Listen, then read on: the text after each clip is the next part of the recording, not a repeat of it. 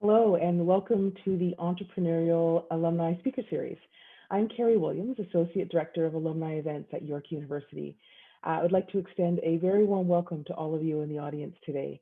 It is always such a great pleasure to bring so many of our students, alumni, and friends together at one of our many online experiences.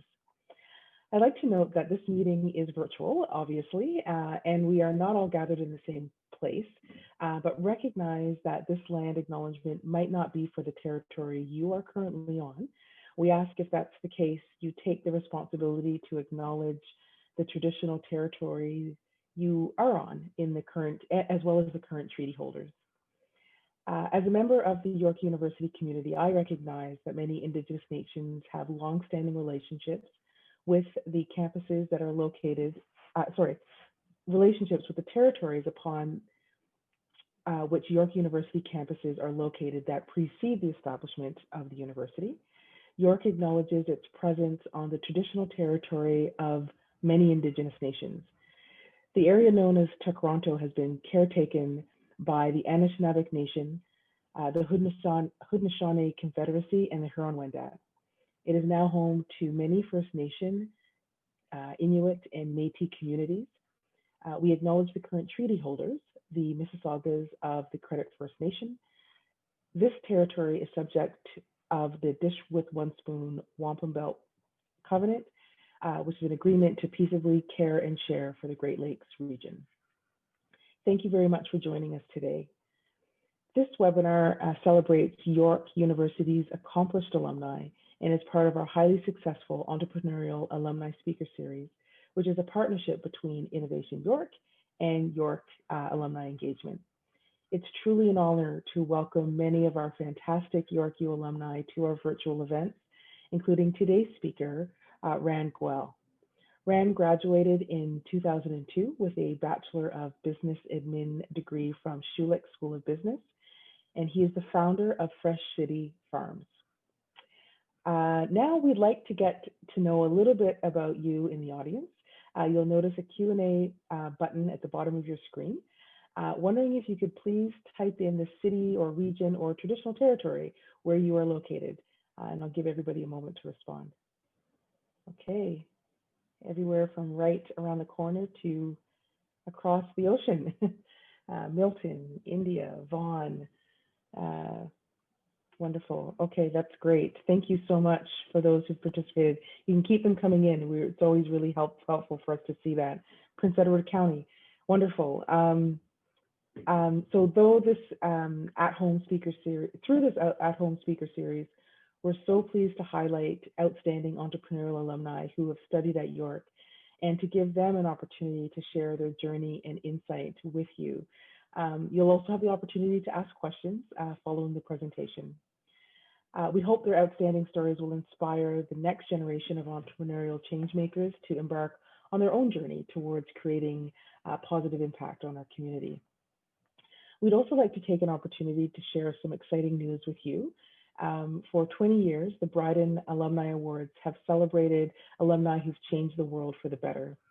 The tradition of recognizing their contributions will continue a week from today at the YorkU Alumni Celebration, honoring 20 years of Bryden Awards. It's a virtual event, so anybody can attend from anywhere, happening on November 19th from 7 to 8 p.m. And it will bring together 20 years of award winners with York's global community of alumni, friends, students, yourselves, for an entertaining and inspiring evening. We're thrilled to be able to offer complimentary tickets for this event and hope you can attend. You may RSVP today at alumniandfriends.yorku.ca/Bryden. Now, please welcome Diana Fenwasane, Marketing and Events Coordinator for Innovation York, who will introduce today's inspiring presenter. Over to you, Diana. Thank you so much, Carrie. I would like to welcome everyone joining us in our Zoom audience, as well as those on Facebook Live. I'm so excited to be here back again for the second event in the fall edition of our Alumni Speaker Series at Home, hosted by LaunchYU and Alumni Engagement. Now, because of the majority of university operations are taking place at home, This past summer, we were able to transform what was previously an in-person series to a virtual experience. For our fall series launch 2 weeks ago, we welcomed Michael Prosserman, an author and Bryden award-winning YorkU alumnus. As the founder of Unity Charity, he has raised over $7 million and influenced over 250,000 youth. Michael spoke about how his mental health affected his life and journey and emphasized the importance of having a strong support network and taking care of yourself first in order to lead a successful life. Throughout the series, we've asked our speakers to be as real as possible in sharing their journeys with you. These stories are really meant to give insight into the different ways that they've navigated through their careers, endured ups and downs, and still managed to build empires. We hope that their talks have and continue to inspire you in some ways in your own life. Now, before I introduce our speaker, we do want to find out a little bit more about our audience members joining us today. So you will see a poll question appear on your screen. Are you actively working on a venture, or do you have a business idea that you would like to pursue? If you can take a moment to answer that question, it'll give us some insight into the type of audience that we have joining us today. And I see your responses coming in now. So far, it seems like majority of you are working on a venture, and we will close the poll in a few more seconds. Okay, perfect. I think we can close the poll now. And it looks like if we can share the results with everyone, it looks like 60% of you are actually working on a venture, or you have a business idea that you want to pursue. So that is really, really great to hear. Definitely are in the right place. And I think the story that you will hear today really will inspire you and motivate you to either continue working on your venture or start your own new journey in entrepreneurship. Now, just like our in-person events, we do like to encourage your engagement during the event. So the first half of the event will be focused on our speakers sharing their story, and the second half will center on your own participation. Today, we have pre-selected 3 audience members who will be participating in our entrepreneurs panel. These individuals will have the opportunity to join our speaker on screen and ask their questions. We'll also give you all the opportunity to ask your own questions during our Q&A session that we have at the end of the talk.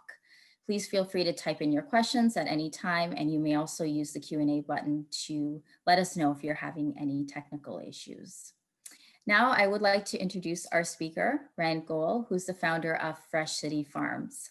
As a former Wall Street investment lawyer on a mission to build a better world through food, Rand founded Fresh City Farms in 2011.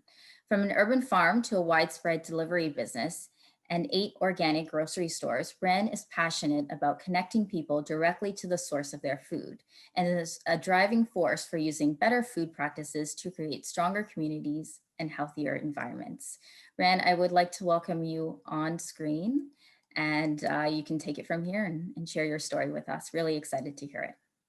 Hi there, everybody. Still getting used to this whole virtual business, so excuse me if I'm a bit off. Pleasure to speak here before you. I'll try to keep my remarks as succinct as possible to leave as much time as possible for questions. Let me start by saying, before I even get into my story, I think the most important message I guess I want to send out today, and for you to think through, is to think to yourself what being an entrepreneur means, and what the mass media kind of tells us it is, and what society tells us it is. So if you kind of think of the the stereotypical kind of entrepreneur story we have in mind, typically, and this is what we were fed, it's typically a guy, he's typically white, he's typically in his 20s or 30s, and it's typically a tech business, and it's measured by these hockey stick kind of growth stories and how much venture capital you've raised, and a unicorn valuation.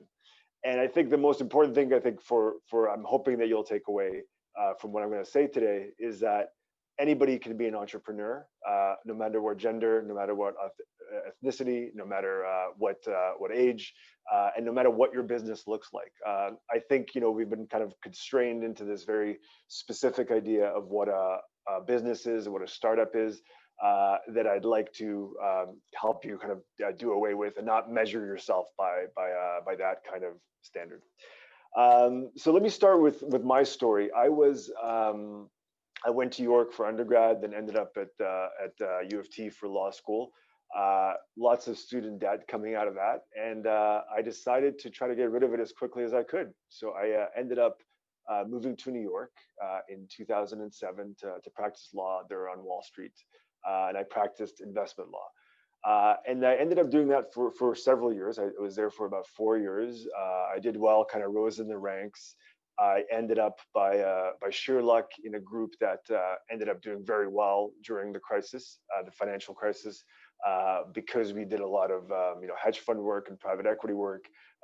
It was an area that did well regardless of kind of what the economy was doing, because there was a lot of disruption.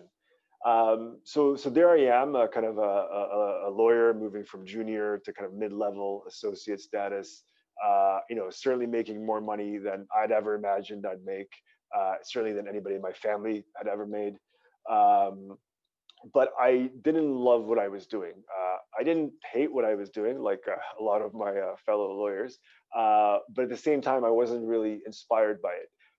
And as I was thinking, okay, what's beyond this? Like I was looking at the partners and the senior partners that were above me, and I didn't really see in any of them a role model or somebody that I wanted to aspire to be like.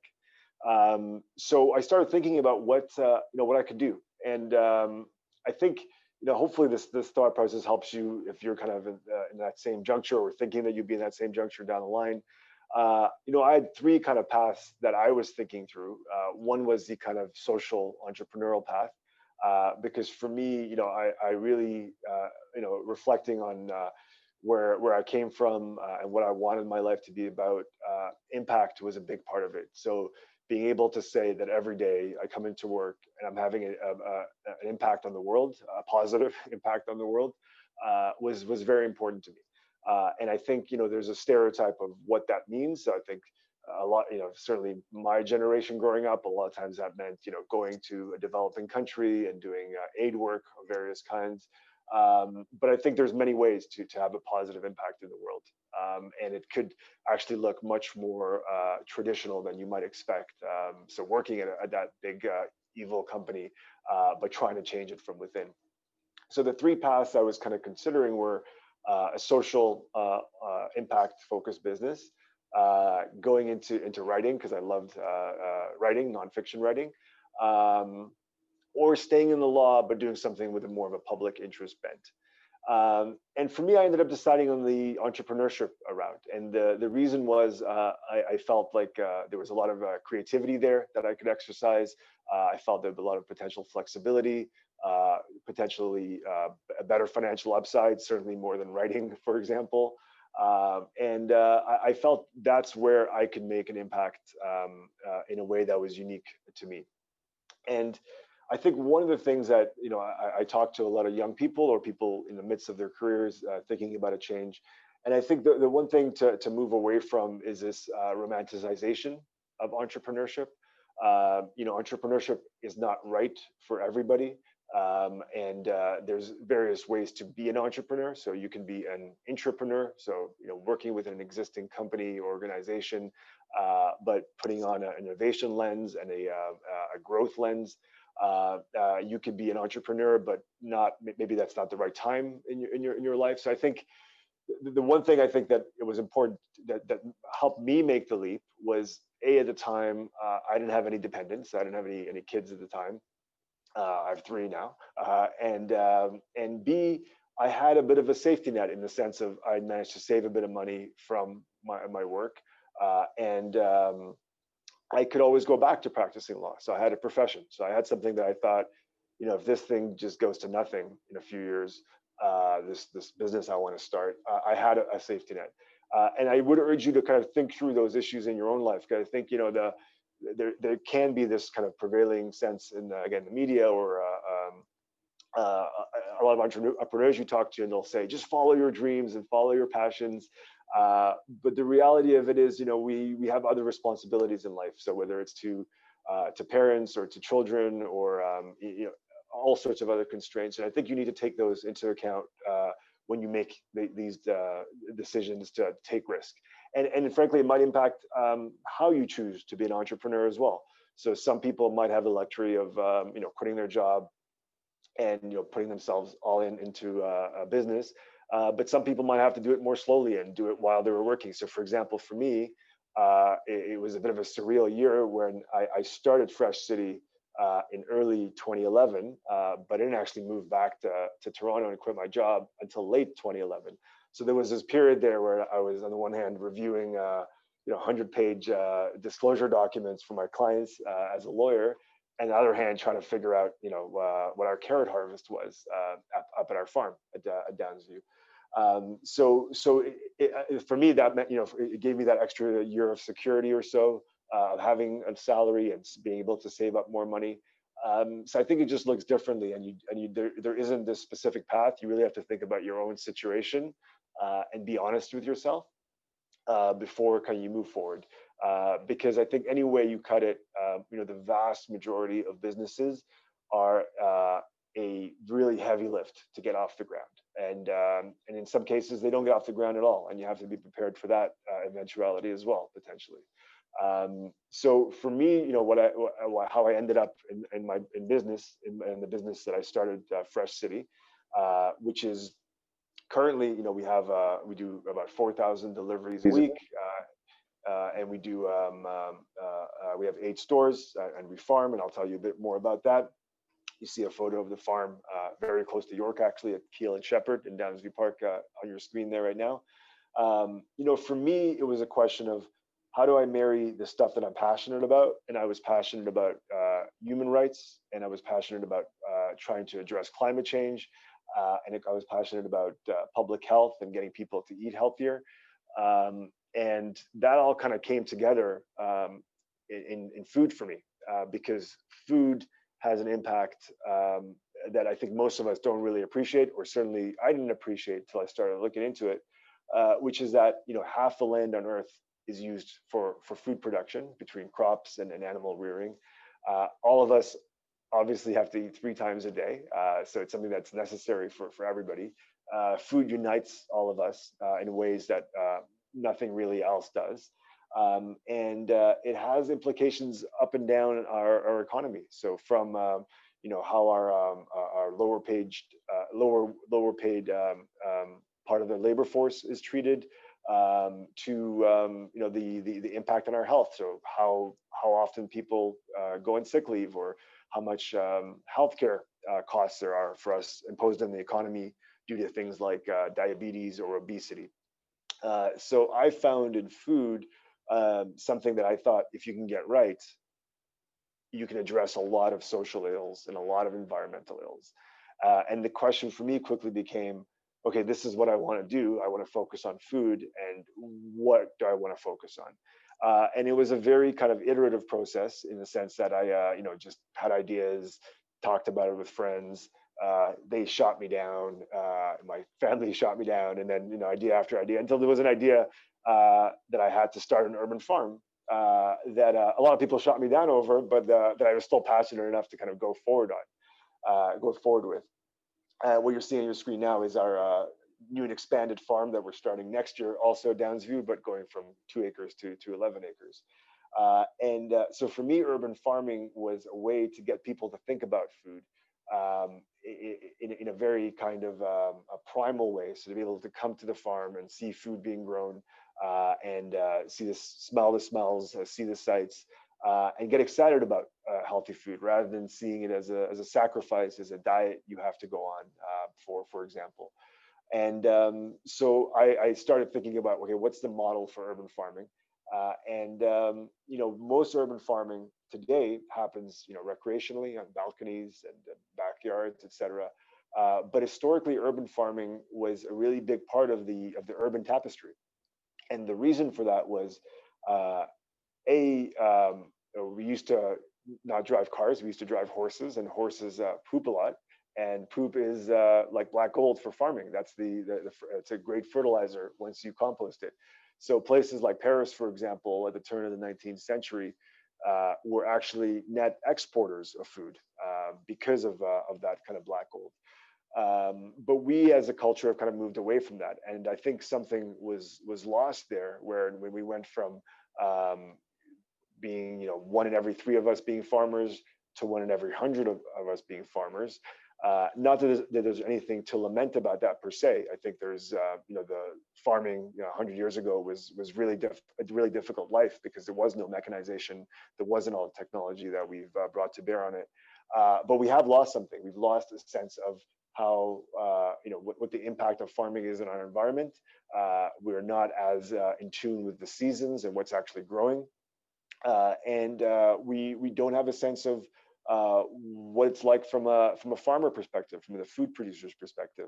And I think that translates into pretty bad policy. I think that translates into us not thinking about food as a political issue. And that's kind of where you end up where we are today, where you have pesticides being used in a way that impacts our water and our air and our health. You have huge public health crises, pandemics that impact more people than COVID, for example, in terms of morbidity in diabetes and hypertension and obesity. So I was really excited about urban farming as a way to address that. And I kind of took it step by step in terms of what you see now in the business in terms of us being an omni-channel grocer. We have 260 staff. We have a really big commissary kitchen focused on organic prepared foods. That wasn't in the blueprint. The blueprint really was how do I help make a better life through food? That's our vision. How do we make a better life through food? How do we stay grounded in a set of values, and most importantly, a set of sourcing values? So sourcing organically, sustainably, locally. But from there, leave a lot of room to pivot and evolve as the circumstances change and as you learn more.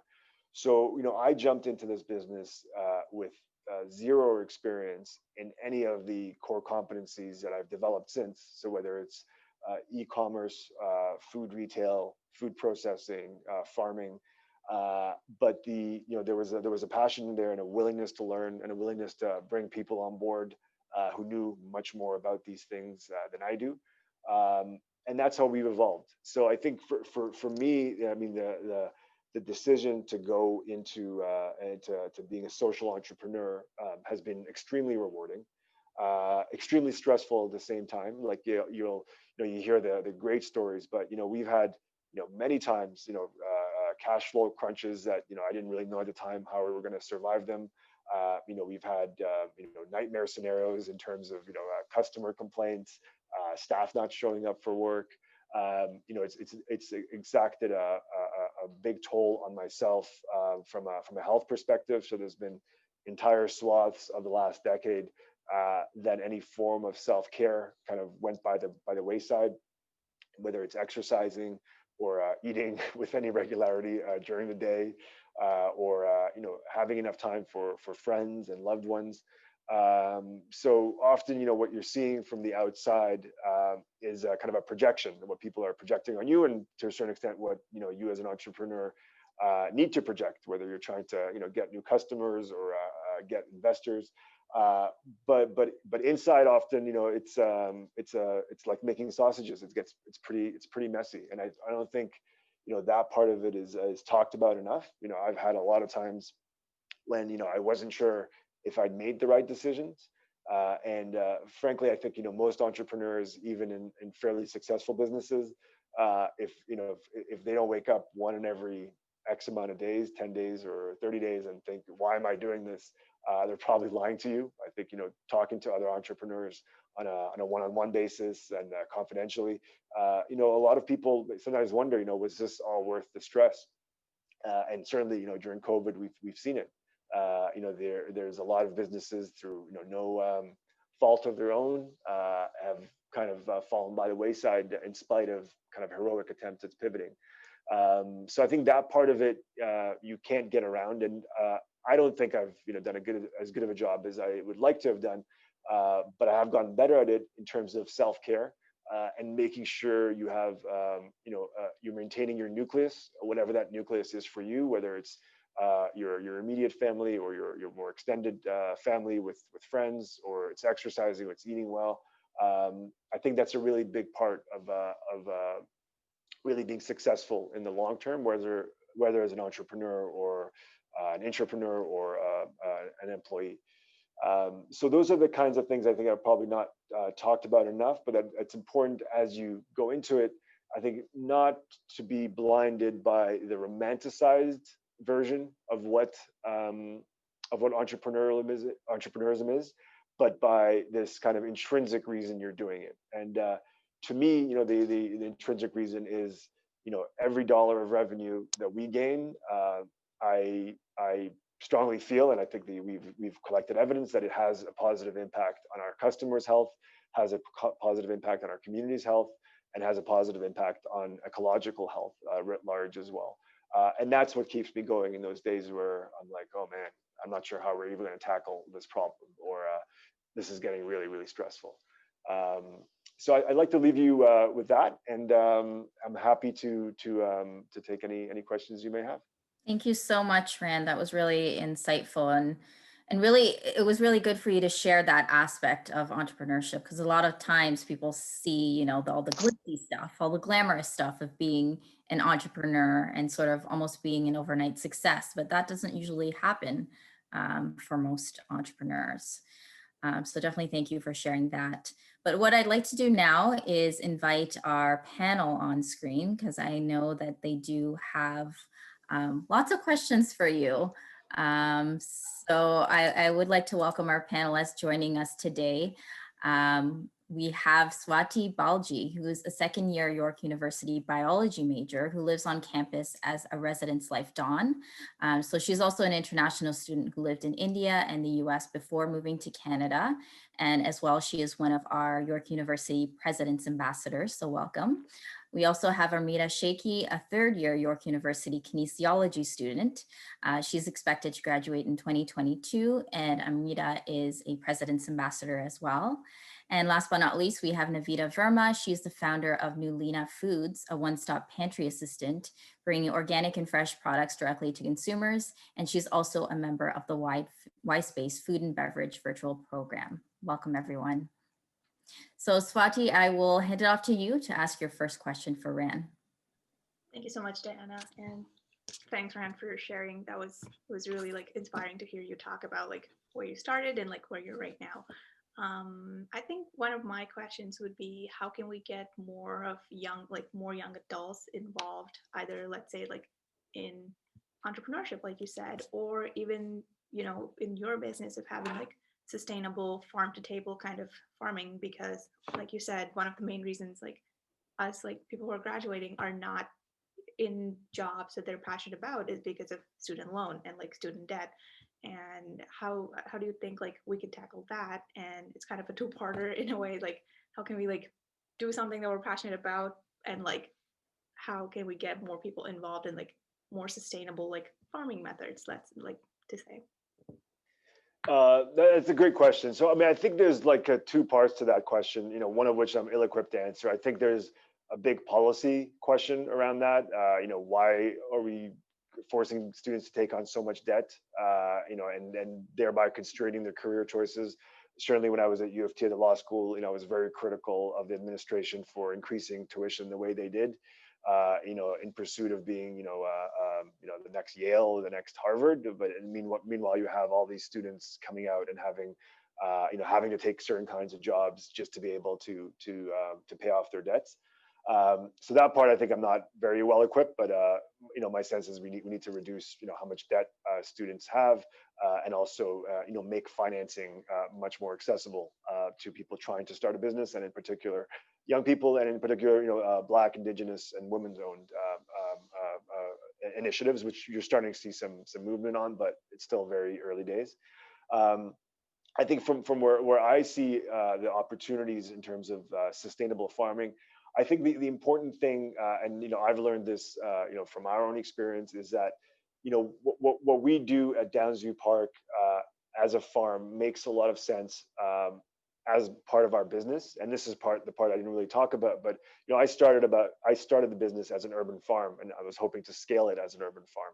But it turned out, the only way you can make the economics work for a farm like ours, small scale and soil based, was that it had to be part of a bigger whole. So it's a big tool for us to engage with our customers, acquire new customers, retain customers. It's a big part of our organizational structure in terms of bringing, staff there for shifts and training and creating a culture. But in and of itself, if I'm just looking at the farm as a kind of a standalone business unit from a P&L perspective, it doesn't make sense. And I think what that points to is really looking at more tech forward ways of growing food.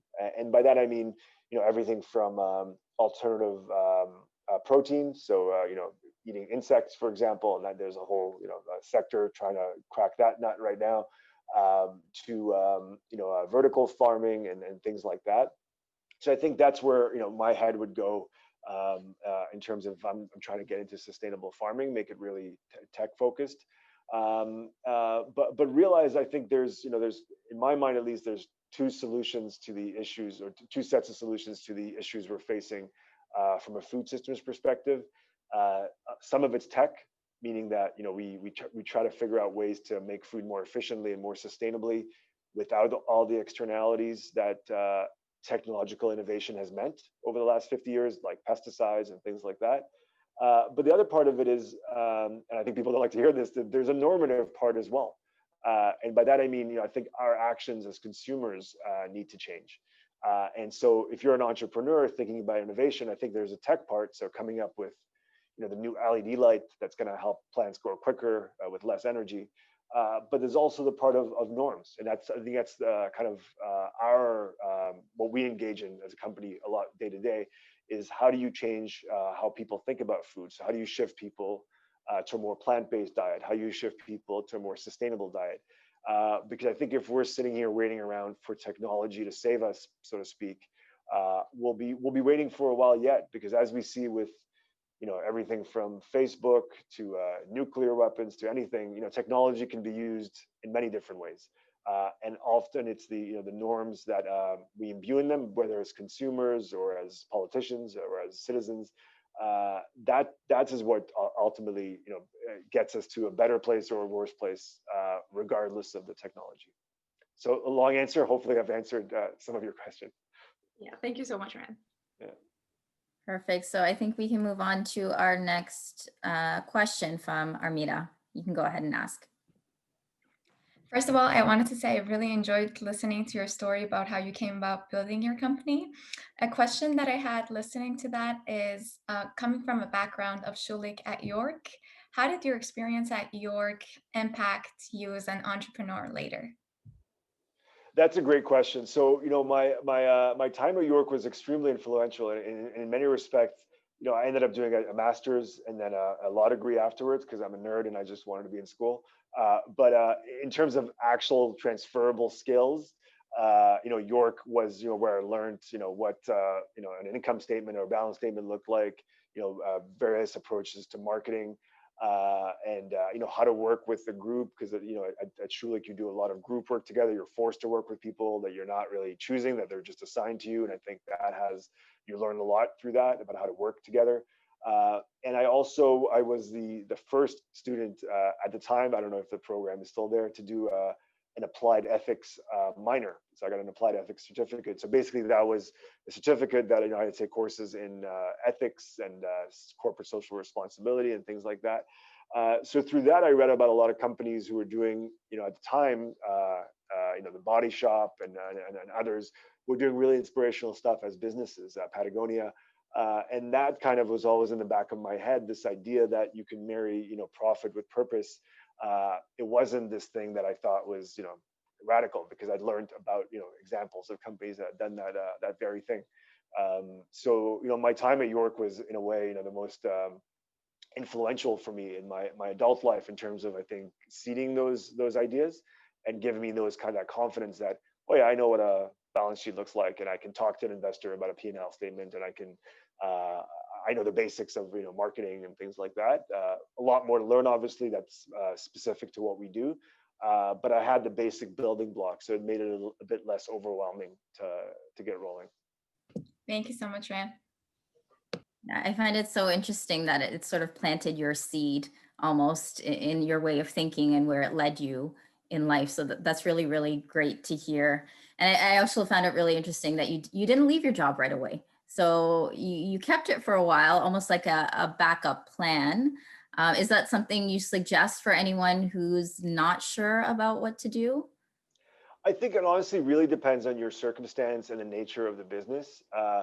In some respects, that year that I wasn't here, it wasn't truly starting the business, because you don't actually, if you're not there on the ground and there day to day, pivoting, helping, make changes and optimizing, your iteration is much slower than it otherwise would be. Um, in my mind, in my case, it really, and maybe this is worth talking about a bit, but in my mind, it really helped me, think of myself as an entrepreneur, because I think one of the things you don't appreciate, or at least I didn't appreciate, going into starting a business, is that it becomes the way you self-identify and the way that other people identify you as well. And it takes a certain amount of courage, I think, to go and say, yeah, this is who I am. Like, this thing that I'm starting is, what I spend most of my time doing.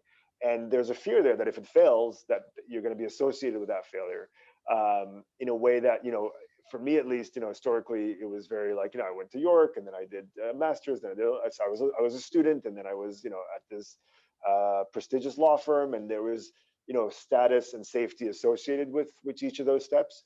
And suddenly you're going off the deep end and telling people, I'm starting an urban farm, and that's kind of what I'm doing. And it took some time to own that, honestly. And I think that that's probably the most useful part of that year, is to help me get the confidence that this is a business.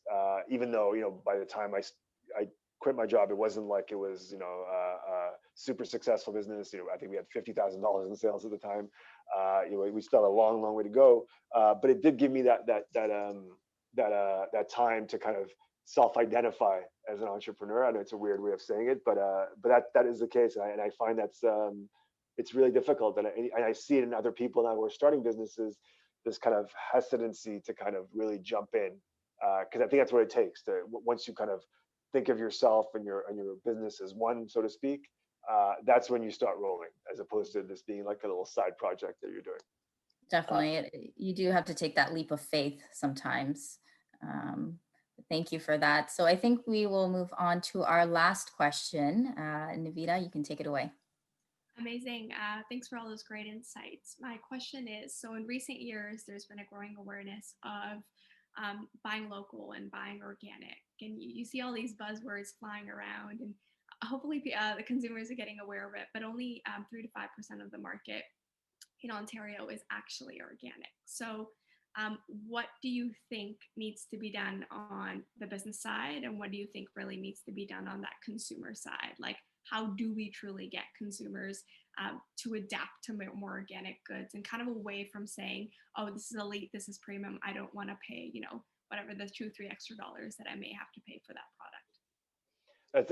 That's the $1 trillion question. So I'll give you a bit of context, because first of all, I think it's important to understand what organic is and isn't. So when you eat something that's certified organic, it's basically means three things. It means, A, that product wasn't made with genetically modified organisms. B, it means it wasn't made with synthetic pesticides or herbicides. And C, it means it wasn't made with synthetic fertilizers that are very energy intensive to make, and also pollute the water in the ground. So it's important to, first of all, understand what it doesn't mean. It doesn't mean that it's local. So you can get certified, kiwi from New Zealand. It doesn't mean that it was shipped to where you're eating it in a energy efficient way. So maybe it was flown over, and it doesn't speak anything to the labor and how the labor was treated. So theoretically, you could have an organic farm with slave labor, and that's fine from an organic certification perspective. So I will just preface what I'm going to say now with saying that I don't see organic as the end all be all. I think it's a really important certification for what it stands for. And I think we need to reduce our reliance on pesticides in a big way. And we need to reduce our reliance on fertilizer in a big way. But it's not like, it's this holistic certification that gives it the stamp of sustainability and ethics, if you will. So I think it's important to understand the limits of it. In terms of how you get organic to be more prevalent. I'll first say, until about 40 years ago, almost all food we ate was organic, or 50 years ago, almost all food we ate was organic. So that was before pesticides became widely used, before nitrogen fertilizer became widely used. So it wasn't that long ago. So when people say, "Oh, it's only 5% of the market," that's true, but it's not like it was that long ago when we were eating all organic.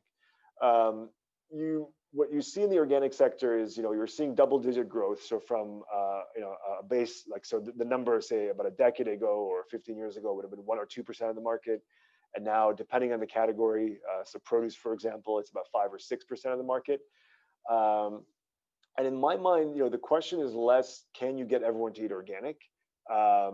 Is why don't we flip the question and say, why do we even need to certify organic?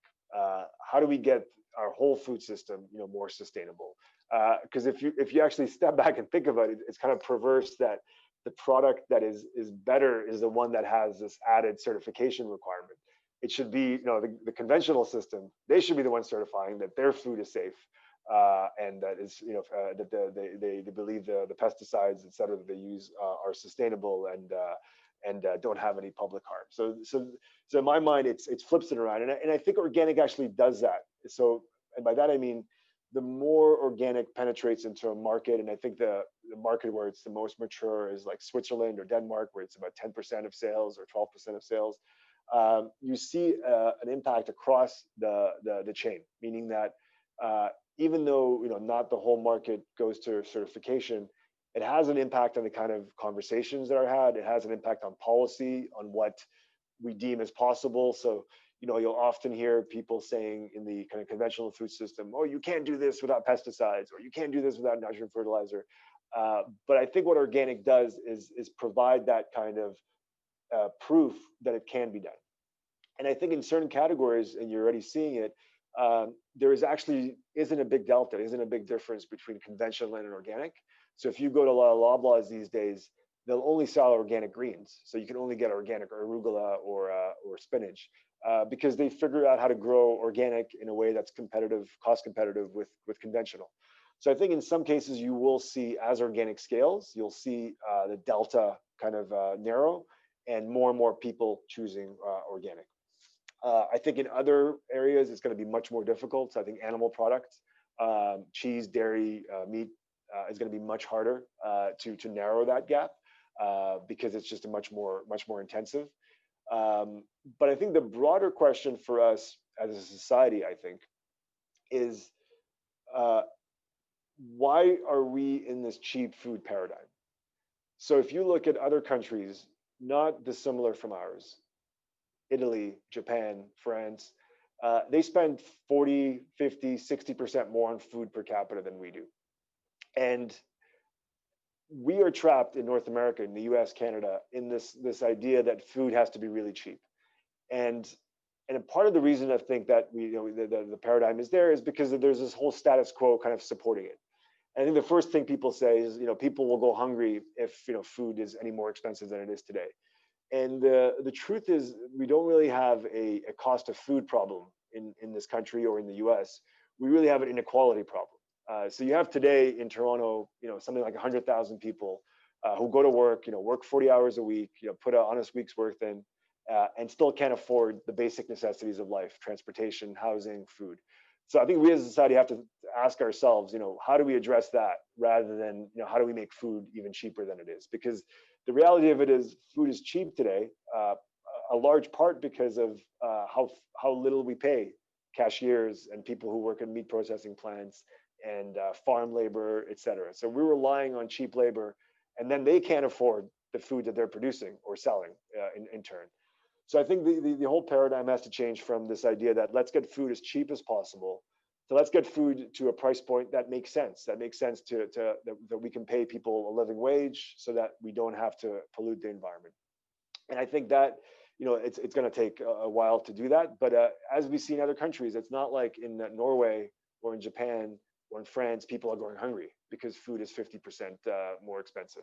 On the contrary, there's less hunger and less food insecurity in those countries. And I think that speaks to the role of government and a lot of kind of bigger, thornier questions. But To kind of answer your question, I think, there's a part of it that's going to be consumer led, meaning that, as organic scales, it'll be cheaper, more people will eat it, and so the penetration will increase. But I think at a certain level, there's big kind of policy questions that we're going to have to answer to make organic or organic like food, better food, more accessible and more prevalent. Thank you so much, Rand. Definitely a lot for us to think about today.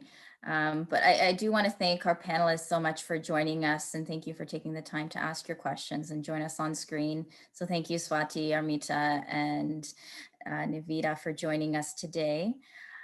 So what I would like to do now is get to some of our audience questions. So I did see a few questions come in. So I will read them out to you. First question is, how are your customers finding out about you? Are you using social media videos and YouTube videos? Are you using more digital due to the pandemic? And this question comes from Vertika. That's a great question. It is honestly a really kind of broad way of reaching customers. So the single most important source for us is referrals. So existing customers recommending friends and family to our service. And that's about 40% of our new customers come that way on the online channel. And other than that, and I would say that's one of the challenging things about this business is that there is a lot of entry gateway points for customers. So that means you have to be active, across social media channels, everything from Instagram, Facebook, Twitter, LinkedIn, etc. We don't do TikTok yet, but we should. And then there's also more traditional kind of forms of advertising that we've historically not relied on in a big way, but it does help in terms of targeting certain niches. So using print advertising from time to time, doing direct mail from time to time. The other thing that's really been a big part of acquisition for us more recently is our stores. So people encountering and learning about our brand through one of our 8 stores. Our vans are a big part of acquisition as well. People seeing the vans driving around and kind of learning about us there.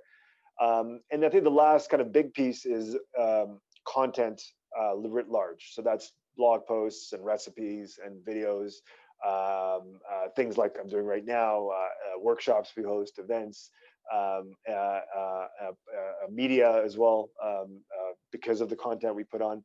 So content, I think for us, and for me in a perfect world, all of our new customers would come in from referrals and from the content we put out, because that really overlaps with what I want our business to do, which is to help engage and educate people about food issues.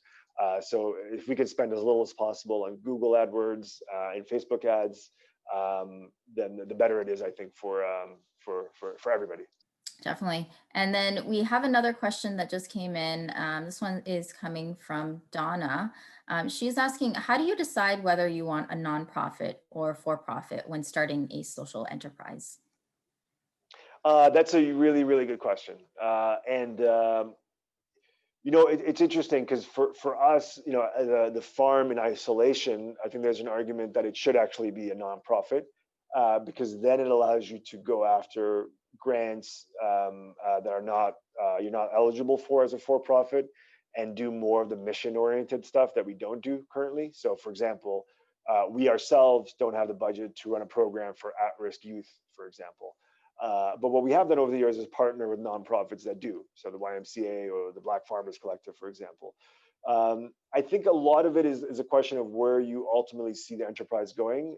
If you think it's going to be very capital intensive, I think creating as a for-profit has a lot of benefits that you can get the kind of debt and kind of equity you can't as a nonprofit.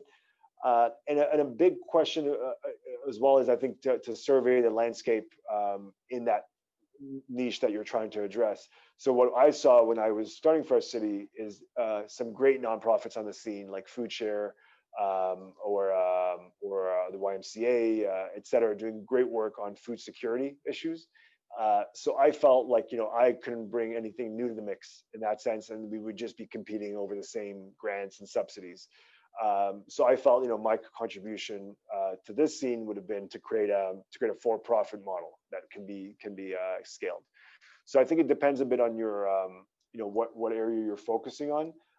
And for me, there was definitely a couple of cautionary tales of seeing urban farms that were nonprofit based that had run out of funding. So suddenly the funding ran out and they had to close up shop.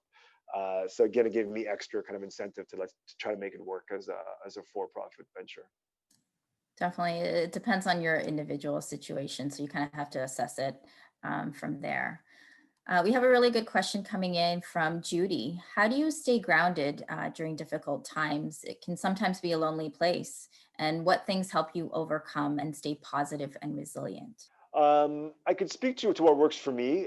So I have, over the last couple of years, built riding my bike to work every day, and that it takes me about the same time as driving or taking the bus, but it's much healthier, and I find I disconnect much better, which is important. My kids are really important. It's kind of hard to take yourself too seriously when your 4-year-old's trying to wrestle you to the ground. So that kind of helps literally ground you in that case, but helps you keep things in perspective. This thing that might seem like a big deal, you realize in the scheme of things is pretty small. And I'd say trying to keep away from your phone. I'm a secular Jewish person, and religious Jewish people keep the Sabbath. They don't turn lights on and stuff from sundown to sundown on Friday. For me, I'm much more secular, so I call it a secular Sabbath. I try to be device free over Saturday, not go shopping, not go driving, just spend time with friends and family, and cook. I try to cook dinner for my family every night. I find that's another thing that kind of helps me disconnect. So those are kind of the things that I do, but I don't want to sugarcoat it and say this routine always it helps me keep grounded and I'm never kind of stressed out or worried about stuff. It's what helps me cope, but it's not always fully effective. Definitely, you just have to keep that balance. I think the balance is the important aspect. And just remember to think about yourself and take breaks and, do different things like spending time with family and friends is really great. We do have another question. This one is coming from Naz. So what would you recommend to a lawyer wanting to pursue entrepreneurship who does not have a baseline finance skills? Should they take continued education courses or should they just jump right into it? I think a lot of it honestly depends on your situation in terms of what do you have dependents? Do you have savings? How long can you go without an income? I think that's a big part of the question, a big part of the answer. And the other part is what business you want to go into. So I think depending on the kind of business, so if you want to do, for example, a fintech startup, you might need a bit more background. I will say, for me, ultimately, beyond the basics of, having an undergrad and a law degree, in my case, I found, learning on the job has been, very effective, and where you kind of learn the specific things you need for your application.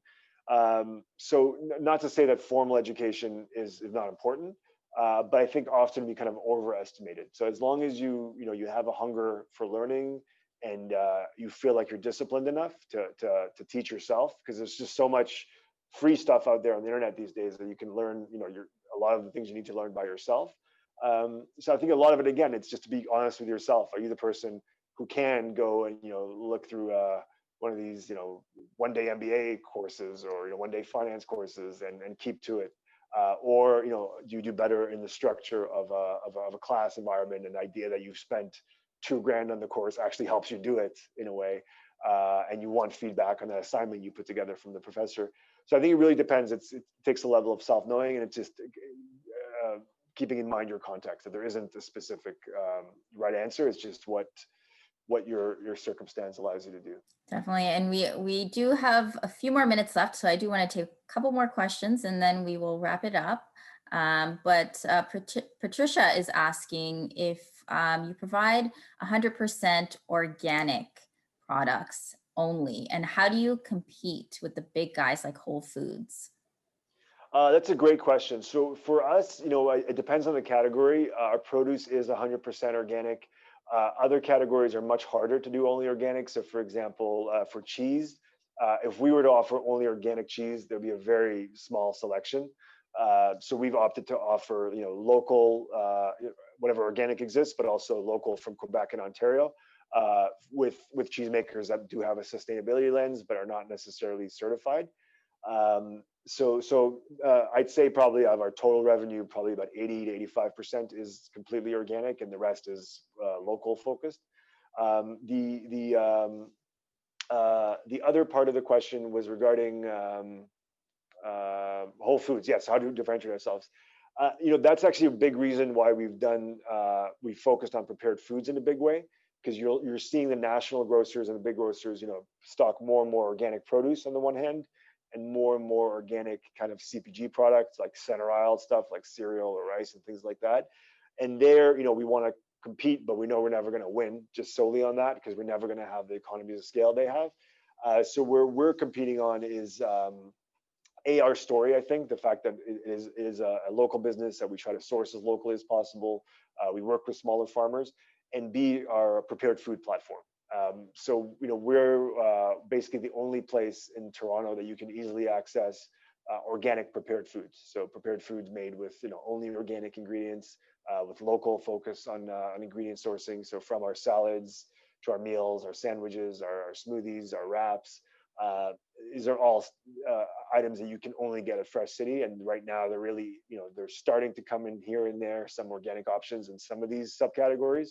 But that's really where we see and where we've invested a lot of effort over the last 3 years, is building out what I believe is the largest organic commissary kitchen, organic focused commissary kitchen in Ontario. That's really amazing that you've done that. So really congrats to you. But I do want to take one more question. And I think it's a great question to sort of close it off with. So this question comes from Devenshu, and I'm sorry if I mispronounced your name. But what are the first principles that you abide by when you started your venture? And what was the most difficult lesson that you learned in your journey so far? Whoa, first principles. Our vision statement, when we started, it changed a bit a few years ago, but it was basically to empower people to make conscious food choices.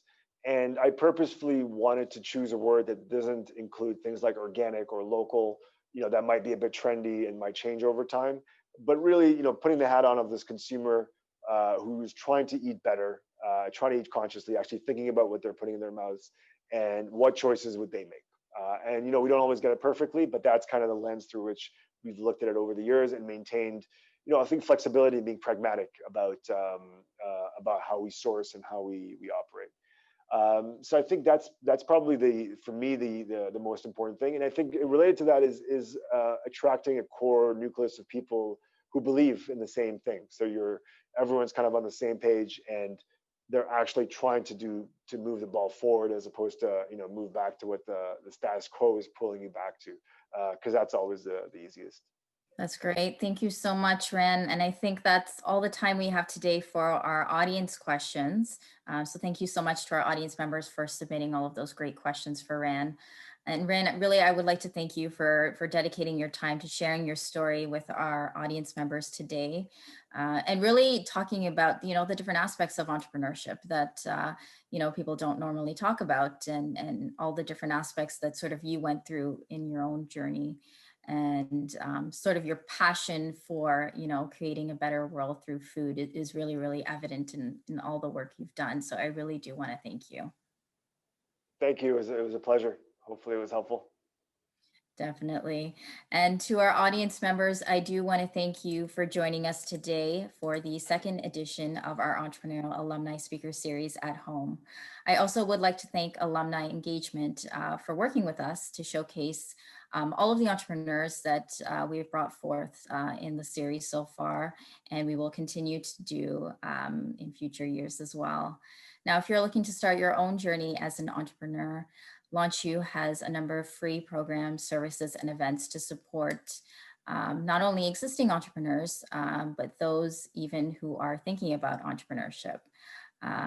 Be sure to check out our Founder Fundamentals series. It's a free 11-week virtual series designed to help you kickstart your entrepreneurial careers.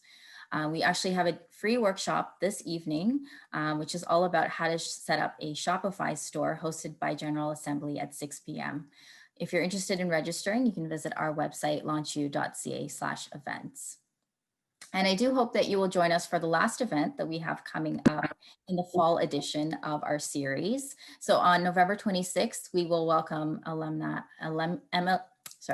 Mills, the founder and CEO of How She Hustles, one of Canada's leading networks for diverse women.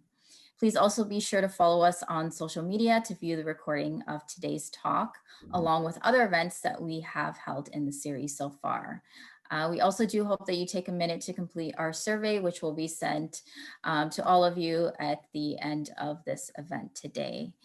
And we do hope that you are all inspired by Ren's talk and the stories that we've shared so far in the series. Thank you again for attending, and we hope to see you all in 2 weeks. Take care.